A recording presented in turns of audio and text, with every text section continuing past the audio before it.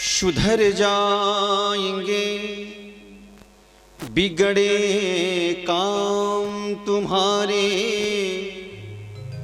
कभी शाम के दल पे आके तो देखो। जुबा से तो कहने की जरूरत नहीं है, कभी अपनी झोली को फैला के देखो।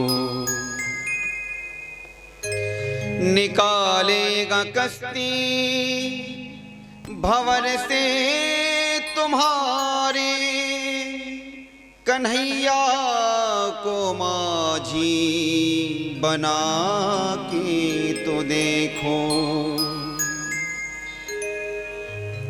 बड़ा ही दयालु है श्रीवा के बिहारी, कभी तुम उसे आजमा के तो देखो,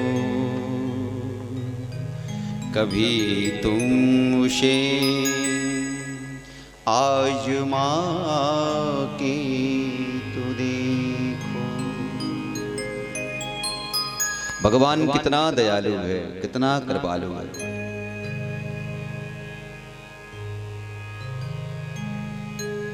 जीव मात्र में वो सहजता नहीं आती जितनी सहजता ईश्वर में। जीव तो असहज होता है पर परमात्मा सहज होता है। जीव में थोड़ी क्रोध होती है, हम मानवों में अहंकार तो आ ही जाती है। जवानी का, रूप का, सौंदर्य का, विद्या का, धन का, वैभव का, अपने खजानों का, अपने परिवार का, अपने संसार, अपने सामर्थ्य का तो अहंकार मानव मात्र में आई जाती है। तो मानव मात्र में जब अहंकार आती है तो सहज हो ही नहीं पाता, वह असहज हो जाता है, वो झुक ही नहीं पाता, उसमें झुकने की कला नहीं। झुकता तो वही है जिसके अंदर भक्ति महारानी हृदय में निवास करती है। और भक्ति महारानी जब हृदय भवन में निवास करती है तभी मानव मात्र में झुकने की ललक पैदा होती है। भक्ति में विनम्रता है, दासुता है, दाशानुदास, ये भक्ति में है। जब भक्ति महारानी हृदय भवन में प्रवेश करती हैं तो मानव मात्र में सहज भाव पैदा हो जाता है। आंखों से कलकल आंसू बहने लग जाते हैं जब भक्ति आती है तो। और जब भक्ति आती है तो उसको दुर्वासना स्पर्श नहीं करती, उसके चित्त की पवित्रता बन जाती है। और जहां भक्ति रहती है वहां भगवान सदैव निवास करते हैं।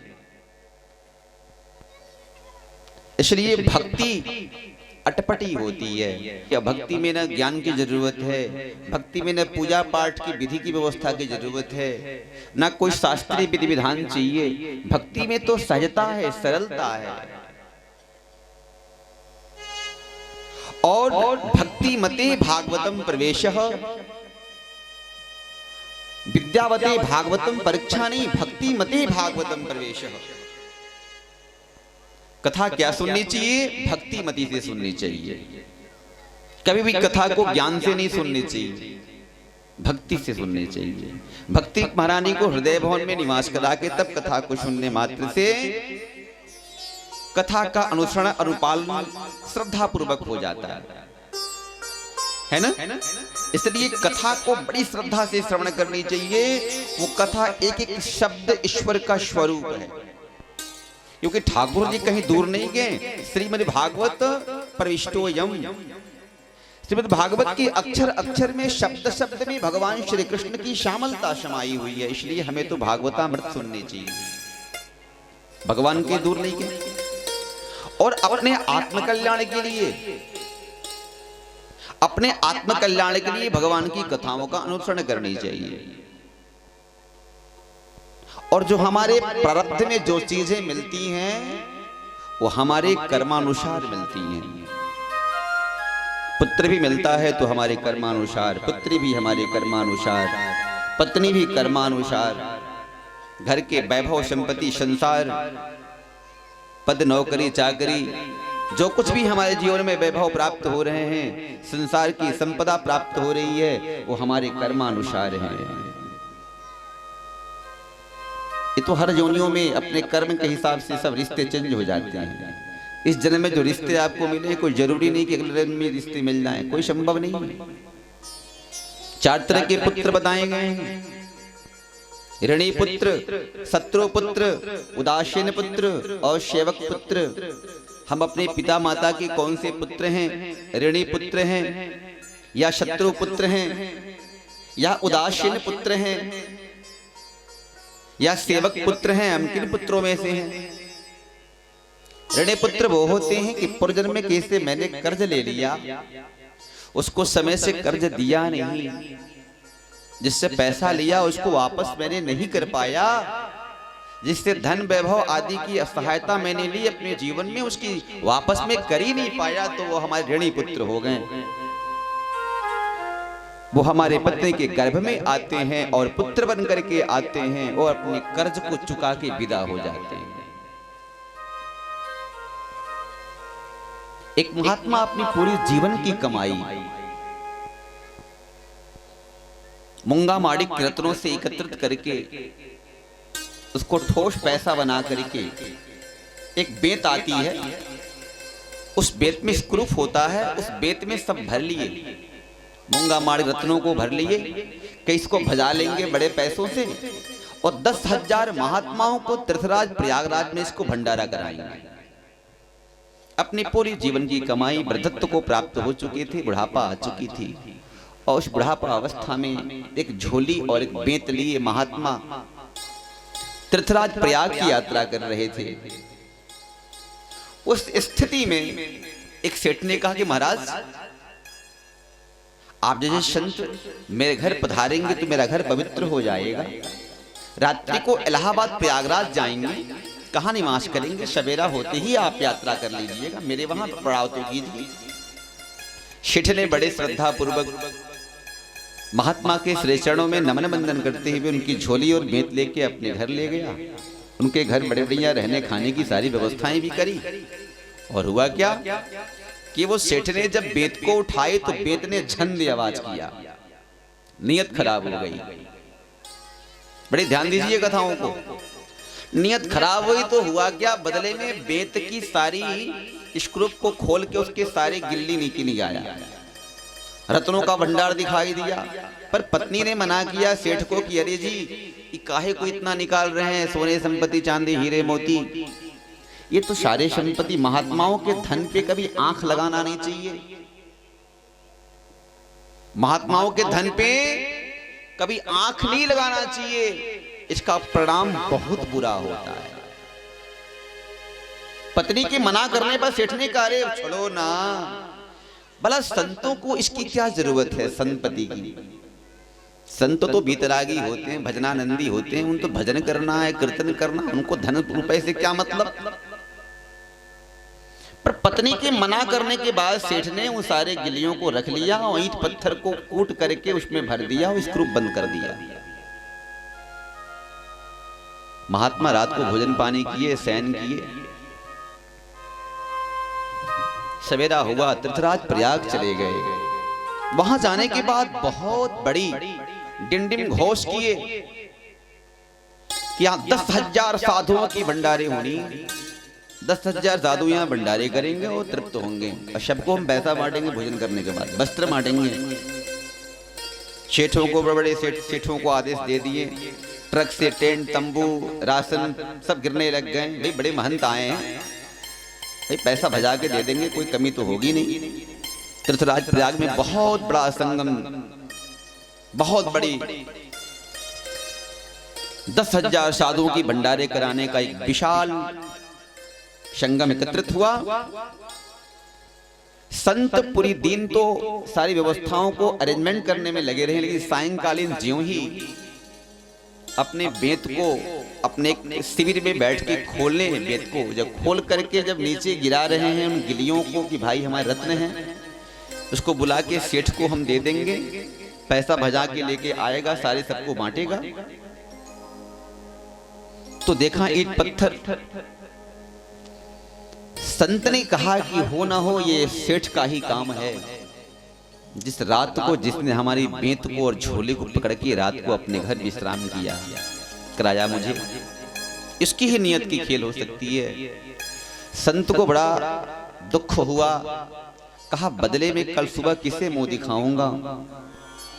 10,000 साधुओं को मैं आमंत्रित कर दिया भोजन करने के लिए और भंडारे के लिए। वो पता लगा मेरे बेत में ईंट पत्थर भरे पड़े हुए हैं। वो संत ने वो शेठ ने ऐसा ठीक नहीं किया मेरे साथ। इतना कह करके छाती पे हाथ पीटते हुए रात्रि को त्रिवेणी में छलांग लगा दी। रात को बाहर रात को मध्य रात्रि में महात्मा ने त्रिवेणी की नदियों में छलांग लगा करके मृत्यु को प्राप्त हो गए, मर गए। सवेरा होने के बाद कुछ दिन बीतने के बाद सेठ ने कहा कि सुन रही हो, तुमने मना कर रही थी कि संतों के धन की क्या जरूरत है, आप संतों के धन को क्यों लगा रहे हो हाथ। अरे संतों को पैसे की क्या जरूरत है, जरूरत तो हम सेठों को है, इससे व्यापार को बढ़ानी है। और तुम मना कर रही, देखो आज कितनी व्यापार की, कितना व्यापार फल फूल रहा है, आगे बढ़ रहा है। एक बेटा भी हुआ संत को, सेठ को। सेठ को जब बेटा हुआ, बेटा भी जवान हो गया, 20-22 साल का जवान बेटा हुआ। बेटे ने कहा पिताजी मैं तो खूब जवान दिख रहा हूं ना। बोले हाँ बेटा तुम तो बड़े सुंदर लग रहे हो। बोले बेटा जी मेरे मन में एक जिज्ञासा पैदा हो रही है कि मुझे 10,000 साधुओं को भंडारे करानी है। तो बेटा तेरी संपत्ति है, तेरा ही व्यापार है, तेरी ही दुनिया है, तू जब चाहे जितना भंडारा का 10,000 क्यों कराएगा।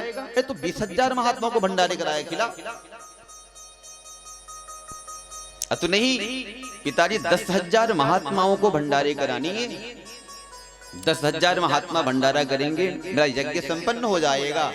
उस समय नैतिक आता है, सेठ सारी व्यवस्थाओं के साथ तीर्थराज प्रयाग जाता है अपने बेटे को लेकर के। फिर विशाल टेंट तंबू गिरते हैं, बहुत सारी व्यवस्थाओं की जाते हैं, डिंडिम घोष होता है, सारे संत महात्मा एकत्रित होते हैं, एक विशाल भंडारा हुआ, एक जय घोष हुआ। सभी संत महात्मा अपने अपने निज आवास पर पहुंचे।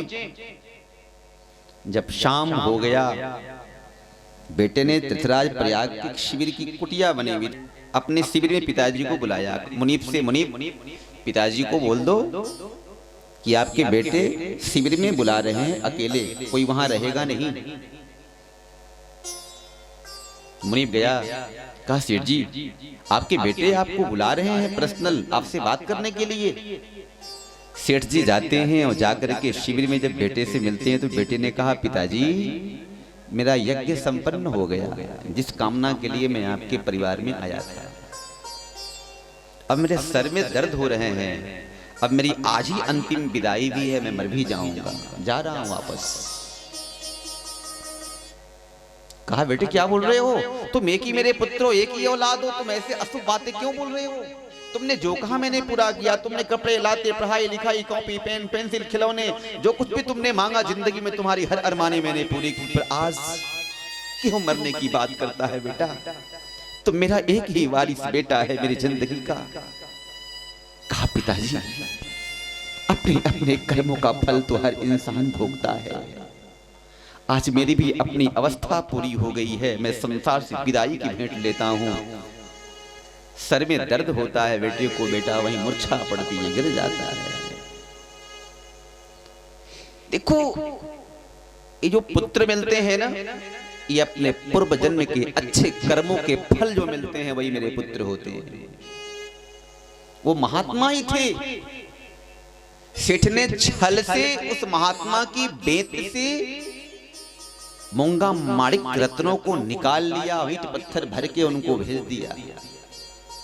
छाती पे हाथ पीट करके बेचारे महात्मा त्रिवेणी में छलांग लगा करके मृत्यु को प्राप्त हो गए। रात को मध्य रात्रि में नदियों में डूब करके वही उसके पत्नी के गर्भ में जाते हैं और अपनी पुनः 22 वर्ष की जवान बेटे हो करके पुनः उसी कामना के लिए जाते हैं जिस कामना के लिए यात्रा किए थे। तो ऋणी पुत्र और शत्रु पुत्र और उदासीन पुत्र और सेवक पुत्र, ये जितने भी पुत्र होते हैं ना, ये हमारे पूर्व जन्मों के संचित कर्म का प्रतिफल है। जैसा हम खेतों में बीज छींटे होते हैं ना, वैसे ही फल पैदा होते हैं। जैसे हमारे कर्म होते हैं, वैसे ही पुत्र आते हैं। आज वर्तमान में अपने कर्म को सुधारेंगे, समाज को धोखा देने वाले, धर्म के साथ अतिशय व्यापार करने वाले, और भगवान के साथ भी, संत महात्माओं के साथ भी, और धर्म संस्कृति के साथ भी व्यापार और छल करने वालों को भगवान भी साथ नहीं देता है। आजकल आए दिन धर्म का व्यापार हो रहा है। अरे ब्राह्मण संत महात्मा तो धर्म की चोला उनकी जिंदगी है, उसी से उनकी परिवार की गृहस्थी चलती है। वो भजन करते हैं, कीर्तन करते हैं, और दान लेने का अधिकार केवल ब्राह्मण को ही है, और दान लेने का अधिकार ब्राह्मण को है, किसी और को नहीं। क्योंकि ब्राह्मण गायत्री का मंत्र का जप करता है, उसे पचाने की सामर्थ्य है। दान कोई और वर्ग विशेष ले ले तो रसातल में फंस जाएगा, दान को पचा नहीं पाएगा, उसका पतन सुनिश्चित। क्योंकि दान संकल्प से होती है, और जिस कामना से हम ब्राह्मण हाथ फैला के दान मांगता है जजमान से, वो दान ले तो लेता है, उसके संपूर्ण प्रायश्चित भी ले लेता है, और लेने के बाद उसको पचाने की, उसको क्षमता से पचा डालने की सामर्थ्य केवल ब्राह्मण में है, किसी और वर्ग में नहीं है। ब्राह्मण त्रिकाल संध्या गायत्री करता है, इसलिए ब्राह्मण में जो सामर्थ्य है वो, और दान का अधिकारी ब्राह्मण होता है। हम किसी गरीब बेटी की शादी में दान करते हैं, दान नहीं करते, सहयोग करते हैं। किसी गरीब को देते हैं, दान नहीं करते हैं, सहयोग करते हैं। दान शब्द केवल ब्राह्मण शब्द पे आता है। कहीं दान शब्द हमारे सनातन संस्कृति में ब्राह्मण ही लेते आए हैं सदियों से, कोई और वर्ग विशेषता नहीं। ऋणी पुत्र, दूसरा शत्रु पुत्र। किसी के साथ हम बैर किए रहते हैं ना, वो मरते मरते युद्ध भूमि में कहता है, जहां मैं मर तो रहा हूं, लेकिन इस जन्म में अपने मरने की, मर तो रहा हूं पर इस जन्म में चुका नहीं पाया अपनी, तो अगले जन्म में मैं तुझे छोड़ूंगा नहीं, तेरे जीवन में तुझे सताऊंगा। वही शत्रु पुत्र बनकर के आता है, वो शत्रु पुत्र बनकर के आता है, और अपने पिता और माता से शत्रुता पैदा करता है। वो शत्रु पुत्र होता है। वो शत्रु पुत्र जो अपने पिता से, अपने माता से बैर करने वाला है, वो शत्रु पुत्र होता है। और तीसरा पुत्र उदासीन पुत्र। आप देखे होंगे अक्षरशः किसी पुत्र ने पिता को धारदार हथियार से काट दिया, माँ को मार दिया। आप देखे होंगे, सुने होंगे तमाम टीवी अखबार न्यूज। आज घोर कलिकाल में तो हद का अपराध होते रहे, अत्याचार, पापाचार, दुराचार, कदाचार, अपराध जैसे की श्रेणी बढ़ती चली जा रही है। और ये युग हमारे मन में निरंतर बनते रहते हैं। मन में सतयुग भी आता है, द्वापर भी आता है, त्रेता भी आता है, कलयुग भी आता है। निरंतर चारों युग आते जाते रहते हैं। जैसे जैसे मन हमारे भाव बनते हैं, वैसे वैसे युग परिवर्तन करता रहता है। उदासीन पुत्र। चौथा पुत्र होता है सेवक पुत्र। सेवक पुत्र बड़े भाग्य से भी आते हैं कि संत को, किसी ब्राह्मण को, किसी तपस्वी को, किसी घर में पूर्वजों को आप खूब सेवा करते हो, खूब धोती फिसते हो, नहलाते हो, उनके मुख में भोजन कराते हो, दाढ़ी बनाते हो, उन्हें खूब अच्छी आसन लगा के सुलाते हो, उनको बैठने की, पूजा करने की आसन पर सारी व्यवस्थाएं कर देते हो। कहा बेटा तुमने पूरी जिंदगी मुझे इतनी सेवा करी है कि मैं तुझे इतना आशीर्वाद देता हूँ, जा इस जन्म में तुमने मेरी सेवा करी है, लेकिन अगले जन्म में मैं तुझे सेवा करने जरूर आऊंगा। वही पुत्र बन करके आता है अपने माता पिता को सेवा करने के लिए। सेवक पुत्र जो होता है अपने पिता माता के जीवन में जो होता है ना, वो पिता और माता पूर्व जन्मों में बड़े सेवा किए होते हैं, किसी ऋषि, तपस्वी, संत, महात्मा, ब्राह्मण को। वैसे भगवत भक्त उसकी सेवा से सेवित होके पुष्ट होके आशीर्वाद दे देते हैं कि जा इस जन्म में मैं तुझे कल तेरे गर्भस्थ योनि में आके मैं तेरी सेवा करूंगा और तेरा पुत्र बन के तुझे कितनी सेवा करूंगा। एक बार पौंडर को राजस्थान में है, पौंडरिक नाम का एक बालक भगवान का भक्त, मातृव्यत्री भक्त, अपने भक्ति में इतनी प्रवीणता, इतनी कुशलता कि माता पिता की सेवा करने के प्रभाव से, माता पिता की सेवा करने के प्रभाव से भगवान को भी बैकुंठ छोड़ना पड़ा। भगवान ने कहा कि मृत्यु लोक पर कोई इतना पुण्य आत्मा है जो पिता माता की इतनी सेवा करता है, इतनी सेवा करता है कि मुझे भी उसका दर्शन करने जाना होगा। जब वो सेवा करने पुनः दर्शन माता पिता की सेवा जब कर रहा था तो भगवान को आना पड़ा। कहा बेटा मैं इतना प्रसन्न हूं, इस बैसाख की दोपहरिया में मैं तुझसे मिलने चला आया। भगवान बाहर धूप में खड़े हैं, हाथों में शंख है, चक्र है, गदा है, पद्म है लिए भगवान खड़े हैं। और उस स्थिति में इतनी सेवा करी माता पिता की, माता पिता से आज्ञा लेता है, पिताजी माताजी आप लोगों की आज्ञा हो तब तो भगवान बाहर खड़े हो जिनकी मैं दर्शन कर लूं। भगवान का दर्शन करने के लिए भी भगवान अपने पिता माता को प्रत्यक्ष आशीर्वाद लेके तब भगवान से मिलने गया।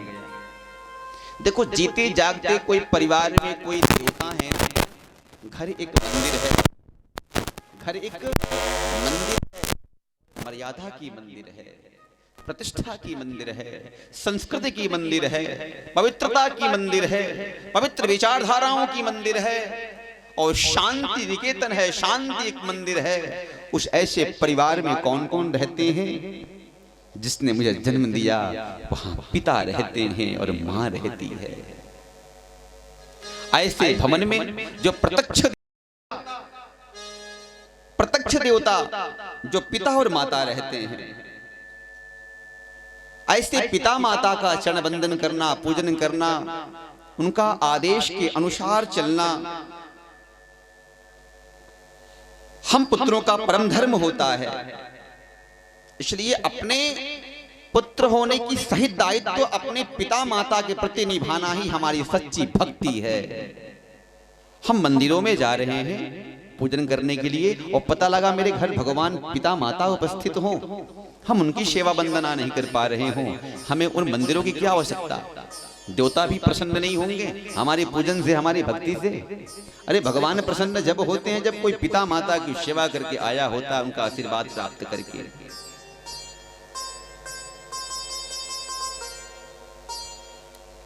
जब हम छोटे होते हैं तो नन्हे मुन्ने होते हैं, जब रोते हैं तो पिता से कहते हैं पापा मुझे पेंसिल चाहिए, कॉपी चाहिए, खिलौने चाहिए, हमें टॉफी चाहिए, हमें पता नहीं क्या क्या हमारी जिज्ञासाएं बढ़ती हैं। हम जब आग्रह करते हैं रोते बिलखते हुए पिता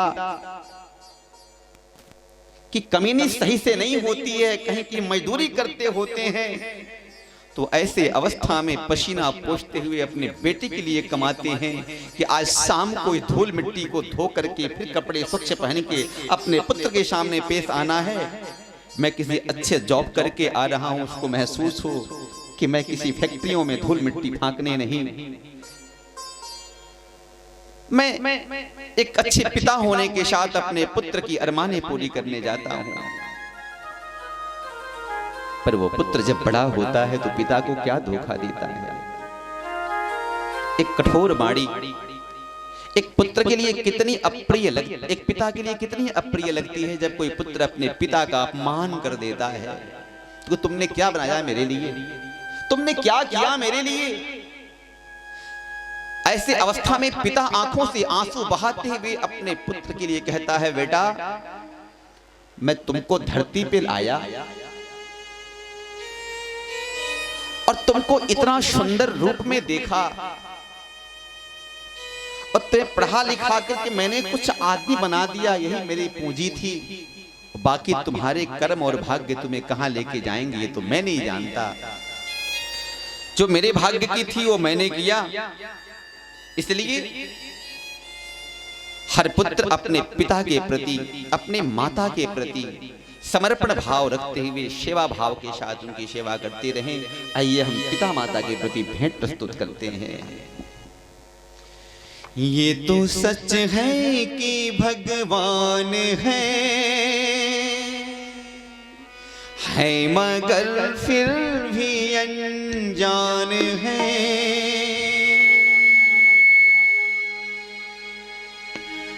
ये तो सच है कि भगवान है मगर फिर भी अनजान है। धरती पे रूप माँ बाप का,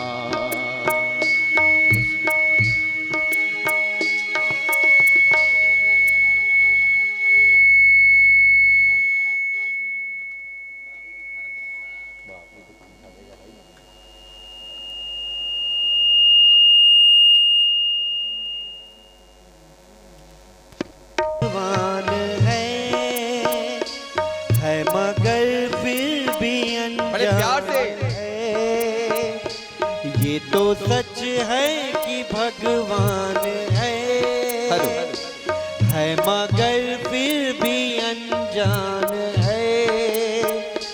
धरती पे रूप माँ बाप का, उस विधाता की पहचान है। ये तो सच है कि भगवान है मगर फिर भी अनजान है। धरती पे रूप माँ बाप का, उस विधाता की पहचान है। ये तो सच है कि भगवान है।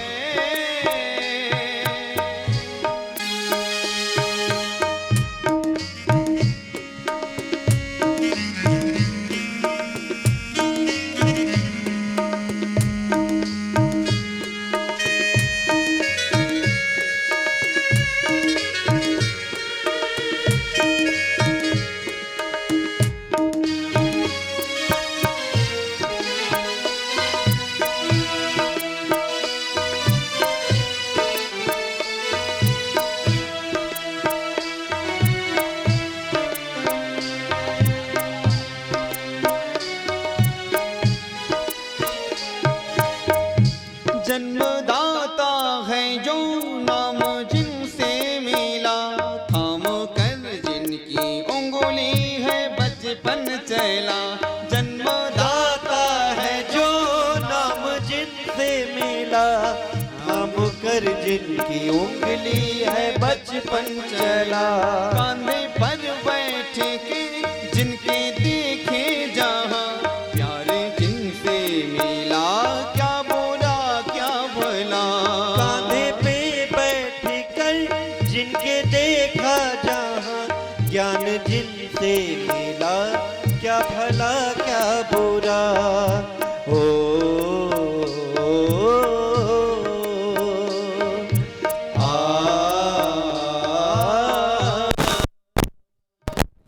उपकार है क्या कहें, ये बताना आसान है। धरती पे रूप माँ बाप का, उस विधाता की पहचान है। ये तो सच है कि भगवान है।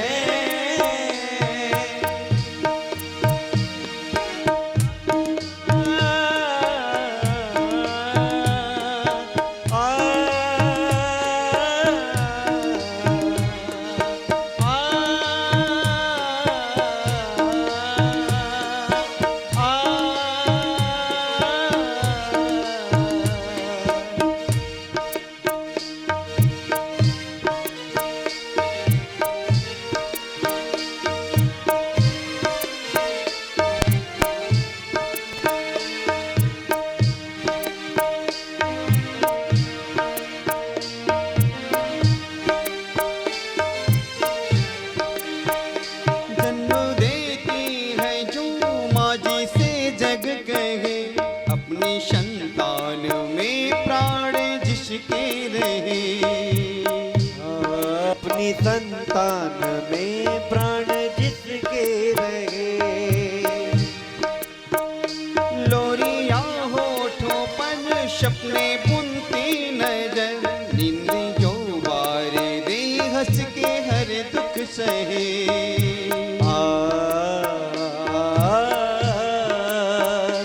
ममता के रूप में है प्रभु, आपसे पाया वरदान है। धरती पे रूप माँ बाप का, उस विधाता की पहचान है। ये तो सच है कि भगवान है।